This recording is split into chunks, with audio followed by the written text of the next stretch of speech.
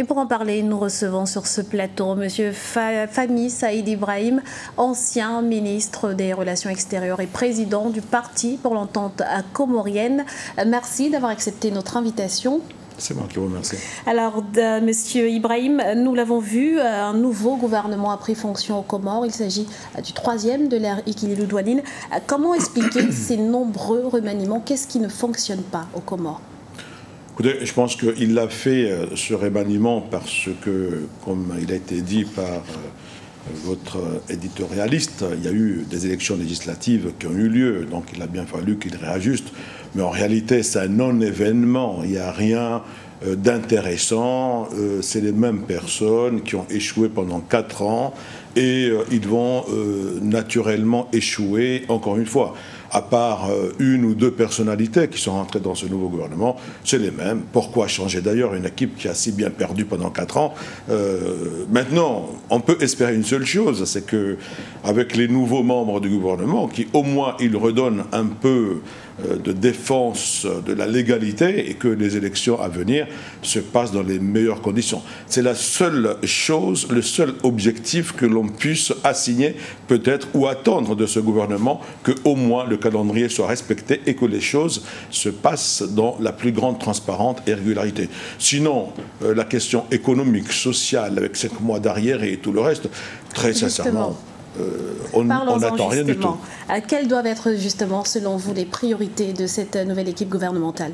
Assurer une transition paisible et dans la plus grande transparence. Quand on a échoué pendant 4 ans d'apporter des réformes structurelles pour améliorer la vie des Comoriens, ce n'est pas en quelques mois qu'ils réussiront à faire ce qu'ils ont échoué pendant 4 ans.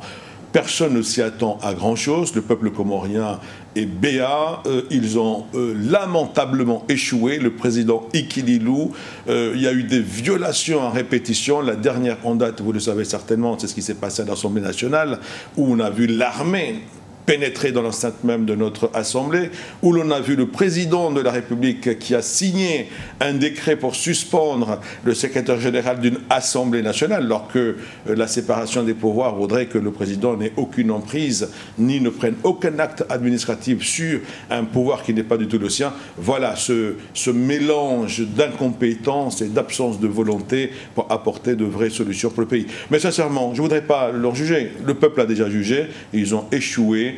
Ce que l'on peut attendre maintenant d'eux, au moins que les élections s'organisent dans les délais et que ça se passe dans les meilleures conditions. Vous critiquez ouvertement donc l'action du président Ikililou Douanine. Qu'auriez-vous fait de différent? Que proposez-vous concrètement?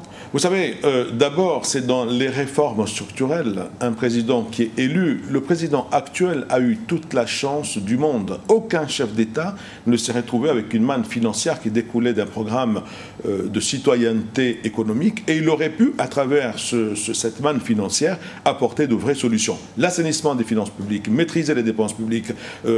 Je pense qu'on ne peut rien faire aujourd'hui pour relancer notre économie d'aucun pays d'ailleurs sans assainir les finances publiques, sans maîtriser les dépenses. Alors que là, il a complètement échoué. Aucune mesure structurelle n'a été prise par le président Ikililou. Très sincèrement, c'est un peu triste pour les Comores et mauvais exemple pour notre sous-région. Alors la prochaine échéance présidentielle est prévue pour 2016. Quelles sont les ambitions de votre parti pour ces élections? Écoutez, mon parti, d'abord, nous parlons d'élections en 2016. Il n'est pas impossible que légalement, elles puissent être organisées d'ici fin de cette année, pour la simple raison que 2016, c'est la date de la passation.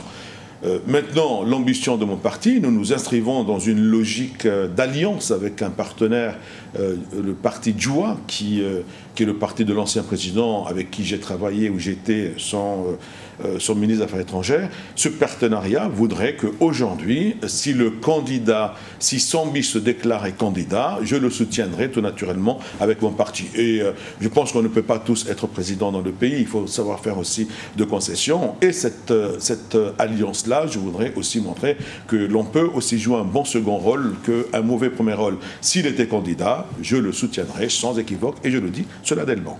Merci, Monsieur Fahmi Saïd Ibrahim, d'avoir répondu à nos questions. Je rappelle que vous êtes ancien ministre des Relations extérieures et président du Parti pour l'Entente comorienne. C'est moi qui vous remercie. C'était le journal de la rédaction. Nous vous remercions pour votre fidélité. À retrouver dans un instant une nouvelle édition de l'information sur Africa 24.